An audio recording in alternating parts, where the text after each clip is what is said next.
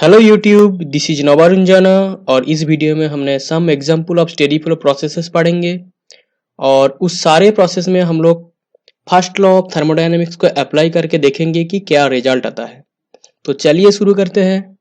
हमने पहला जो डिवाइस का बात करेंगे वो है नोजल। तो नोजल बेसिकली एक डिवाइस है जहाँ से हम लोग वेलोसिटी को इंक्रीज कर सकते हैं कोई भी फ्लूइड का। यहाँ इनपुट में बहुत लो वेलोसिटी का इनपुट दिया जाता है और आउटपुट में हम लोगों को मिलता है हाई स्पीड का या हाई वेलोसिटी का फ्लूइड। तो यहाँ हमने कोई भी हीट इनपुट या आउटपुट या कोई भी वर्क इनपुट या आउटपुट यहाँ नहीं करने वाले हैं। तो चलिए इसमें हम लोग first law of thermodynamics apply करते हैं। फ्लो प्रोसेसेस के लिए दो फॉर्मूला हम लोगों को मिला था। यहाँ से हम लोग कोई भी एक फॉर्मूला को चूज कर सकते हैं। नोजल का ऊपर किसी को भी हम लोग अप्लाई कर सकते हैं। तो चलिए हम लोग इस फॉर्मूला को चुनते हैं और यहाँ हम लोग इसको हम लोग नोजल में अप्लाई भी करेंगे। तो नोजल में कोई हीट इनपुट नहीं होता है तो dq/dm जीरो हो जाएगा। कोई वर्क आउटपुट नहीं मिलता है तो dw/dm भी जीरो हो जाएगा। और इनपुट और आउटपुट दोनों का हाइट अगर रेफरेंस से सेम हम लोग मानेंगे तो उस केस में gz1 इक्वल टू gz2 होगा और बोथ साइड से वो हट जाएगा। तो बेसिकली यहाँ से जो मिलता है v1 square by 2 plus h1 यहाँ से इक्वल टू, और यहाँ से मिलता है v2 square by 2 plus h2।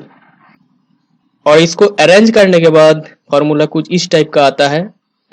और अगर हम लोग v2 square minus v1 square को देखेंगे, v2 जो कि आउटपुट वेलोसिटी इनपुट वेलोसिटी का रेस्पेक्ट में इतना ही ज्यादा होता है कि इनपुट वेलोसिटी को हम लोग नेग्लेक्ट कर सकते हैं, इसको हम लोग जीरो मान सकते हैं इसका रेस्पेक्ट में। तो basically v2 square minus v1 square को हम लोग v2 स्क्वायर ही मान सकते हैं। तो यहाँ से हम लोग को v2 स्क्वायर इक्वल टू मिल गया 2 इंटू h1 माइनस h2। तो यहाँ से हम लोग कैलकुलेट कर सकते हैं v2 equal to root under 2 into h1 minus h2। तो हम लोगों को नोजल में अगर हम लोग फर्स्ट लॉ ऑफ थर्मोडायनामिक्स अगर अप्लाई करेंगे तो उस केस में हम लोग नोजल का आउटपुट वेलोसिटी क्या होगा ये हम लोगों को मिल जाएगा इस फॉर्मूला से v2 equal to root under 2 into h1 minus h2। और ये फॉर्मूला आपको याद रखने का बिल्कुल जरूरत नहीं है।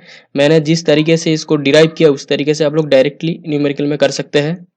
तो चलिए हम लोग देखते हैं थ्रॉटल वाल्व के लिए ये फॉर्मूला को यूज करने के बाद क्या रिजल्ट आता है। तो थ्रॉटल वाल्व बेसिकली एक डिवाइस है जहां हम लोग फ्लूइड का प्रेशर को घटा सकते हैं। तो यहाँ भी हीट का इनपुट या वर्क का आउटपुट कुछ भी नहीं होता है और वेलोसिटी का ऊपर इसका कोई असर नहीं है। तो हम लोग इसमें भी यूज कर सकते हैं फर्स्ट लॉ ऑफ थर्मोडायनेमिक्स। और यहाँ यूज करने के बाद देखिए dq/dm हट जाएगा, dw/dm तो हट ही जाएगा। तो वेलोसिटी का ऊपर इसका कोई असर नहीं है तो यहाँ से वेलोसिटी वाला टर्म बोथ साइड से हट जाएगा। और इनपुट और आउटपुट का अगर हाइट रेफरेंस से सेम होगा तो उस केस में gz1 इक्वल टू gz2 होगा तो बोथ साइड से हट जाएगा। तो यहाँ से बेसिकली जो रिजल्ट मिलेगा h1 इक्वल टू h2, मतलब इसका अंदर बेसिकली आइसेंथाल्पिक प्रोसेस होता है। तो हम लोग जब बाद में रेफ्रिजरेशन साइकिल पढ़ेंगे तो उस केस में थ्रॉटल वाल्व बहुत काम में आएगा, क्योंकि रेफ्रिजरेशन साइकिल में आइसेंथाल्पिक प्रोसेस एक है और उसको कैरी आउट करने के लिए थ्रॉटल वाल्व का जरूरत होता है। अब पढ़ेंगे टरबाइन। टरबाइन में अगर इस फॉर्मूला को यूज करेंगे तो टरबाइन बेसिकली क्या होता है, टरबाइन में एक शैफ्ट है जहां से आउटपुट वर्क मिलेगा।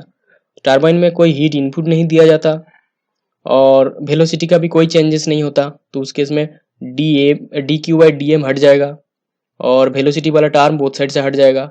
और अगर इनपुट और आउटपुट का हाइट रेफरेंस से सेम होगा तो इस केस में gz1 इक्वल टू gz2 होगा तो बोथ साइड से हट जाएगा। तो यहाँ से रिजल्ट क्या आएगा, h1 equal to dw/dm plus h2। तो इसको अगर अरेंज करने के बाद वर्क डन जो मिलेगा h1 minus h2।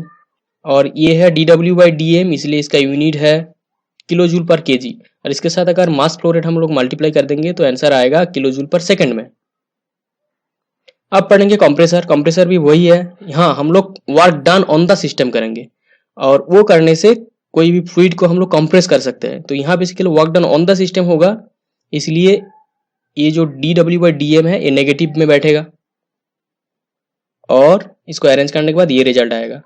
I hope कि आपको समझ में आया है फर्स्ट लॉ ऑफ थर्मोडायनेमिक्स को कैसे बहुत सारा डिवाइसेस का ऊपर इम्प्लीमेंट किया जाता है। सो आई होप कि ये वीडियो आपको अच्छा लगा है, समझ में आया है।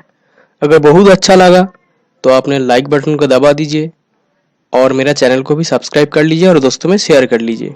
Thank you.